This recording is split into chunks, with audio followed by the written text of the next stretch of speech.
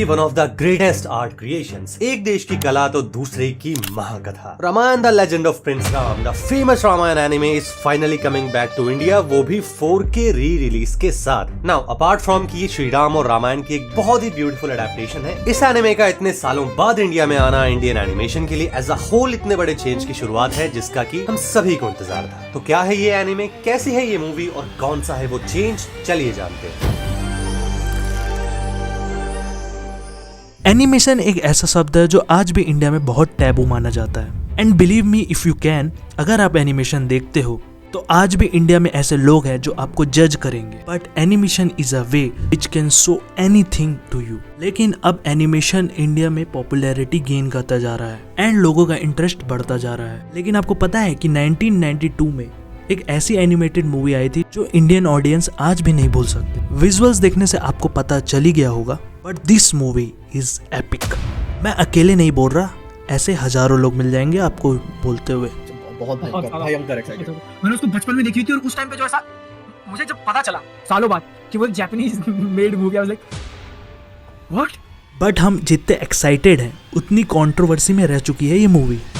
होंगे एक मूवी बनी थी रामायण के ऊपर जो 31 साल से भारत में बैन थी, जिस पर अब जाके बैन हटा है। तो कहानी कुछ यूं है कि 1970 में जापान से एक व्यक्ति भारत आए थे जिनका नाम था युगो साको। वो रामायण और महाभारत की लर्निंग से इतने ज्यादा प्रभावित हो गए कि इस वजह से उन्होंने लगातार 40 बार भारत आकर रामायण के 10 अलग अलग वर्जन्स को पढ़ा और 1983 में प्रसिद्ध आर्कियोलॉजिस्ट बीबी लाल से मिलकर उन्होंने निर्णय लिया भगवान राम और कृष्ण पर एक एक मूवी बनाकर उसे वर्ल्ड वाइड पहुंचाएंगे। वो इतना ज्यादा इमोशनली कनेक्ट हो गए थे भगवान राम से कि उन्होंने एनिमेटेड मूवी बनाने का डिसीजन इसीलिए लिया क्योंकि उनके मुताबिक कोई एक्टर भगवान का रोल प्ले नहीं कर सकता। और जब 10 साल के बाद 1992 में वो मूवी बनके तैयार हुई तो उसे भारत में विरोध का सामना करना पड़ा, क्योंकि पहला उस समय बाबरी मस्जिद और राम जन्मभूमि का विवाद बहुत चरम पे था, और दूसरा मूवी के एनिमेटेड होने की वजह से कई हिंदू संगठनों को लगा कि युगो साको एक नई रामायण रच के हमारी रामायण की बेइज्जती करना चाहते हैं। लेकिन फाइनली एक गुड न्यूज है, ये एनिमेटेड मूवी फिर से इंडिया में रिलीज होने वाली है। एंड पर्सनली मैं बहुत खुश हूँ कि एक ऐसा टाइम था ये मूवी मैं टीवी में देखता था, and this movie is very close to my heart. लेकिन मूवी आने से पहले ये कंट्रोवर्सी क्रिएट करती, and this is because dubbing. Because old dubbing and new dubbing बहुत ही अंतर है भाई इसमें, तुम खुद ही देखो यार। भगवान विष्णु के 10 अवतारों में से राम उनके 7वें अवतार माने जाते हैं। भगवान विष्णु ने 10 अवतार लिए हैं। विश्वास किया जाता है राम उनके 7वें अवतार थे। मुझे ना राज्य चाहिए और ना ही सिंहासन, मेरे लिए आपका वचन इन सबसे बड़ा है पिताजी। ना ही मुझे राज्य प्यारा है और ना ही अधिकार, मुझे जाने से पहले आपका आशीर्वाद मिल जाए तो बहुत है पिताश्री। राम, मैं भी आपके साथ चलूंगी। पति पत्नी के कर्तव्य अलग नहीं हो सकते, हम सुख दुख में समान भागीदार हैं। मेरे स्वामी, आपके साथ मैं भी चलूंगी। पर सीता, तुम जैसे पति का धर्म है, स्त्री का भी वही है। जो भाग्य आपका है वो मेरा भी है। ये सच। अगर आत्मा एक है तो भाग्य भी एक ही होगा, इसलिए मैं भी आप दोनों के साथ चलूंगा। एक आत्मा है तो उसका भाग्य भी एक ही होगा, तो भैया मैं भी आप दोनों के साथ चलूंगा। हे तपस्विनी भिक्षाम देहि, भूखे साधु को भिक्षा दो। हे पुण्यवती देवी, हम तुमसे भिक्षा मांगने आए हैं। मैं सीता को बचाने का हर संभव प्रयास करूंगा।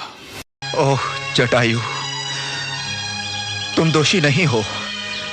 मेरी प्रिय पत्नी को बचाने में तुमने तो अपने प्राणों का मोह भी छोड़ दिया। आप नहीं हैं, ये हमारे या रावण के सैनिक तब तक थे जब तक जीवित थे। मृत्यु के बाद कोई किसी का शत्रु नहीं। लक्ष्मण, जब तक वो जीवित थे तब तक वो हमारे और शत्रु के लोग थे, पर मृत्यु के बाद कोई किसी का शत्रु नहीं होता। एंड खुद ही आप सबने नोटिस किया होगा कि ओल्ड डबिंग में एक कामनेस, एंड इसी कारण ओल्ड ऑडियंस को ये पसंद नहीं आ रहा है। आवाज रहती तो बात कुछ और होता। मैं नहीं बोल रहा हूँ कि मॉडर्न वाला बुरा है, बट अब क्लासिक को वापस लेकर आ रहे हो, क्लासिक्स को, तो आई थिंक उस आवाज की भी हमें पूरी मर्यादा के साथ इज्जत करनी चाहिए थी। खैर देखते हैं जो है सुने। बस आई होप कि गाने का भी डब ना निकाल दिया हो। आई थिंक जब मेकर्स ने इसे री रिलीज करने का सोचा होगा तो somehow they remastered video quality into 4K, but हो सकता है कि बेटर थिएटर एक्सपीरियंस देने के कारण वो ऑडियो को भी रीडब करा दिया हो, एंड क्या पता हमें वो ओल्ड ओजी डबिंग भी मिल जाए। बट आपसे रिक्वेस्ट है, अगर आप ये 24 जनवरी से पहले देख रहे हो तो प्लीज़ यार थिएटर चले जाओ। एंड आई फुली रिकमेंड कि आप ये अपने फैमिली के साथ जाओ, क्योंकि ऐसा यूनिक थिएटर एक्सपीरियंस अब बड़ी मुश्किल से इंडिया में मिलता है।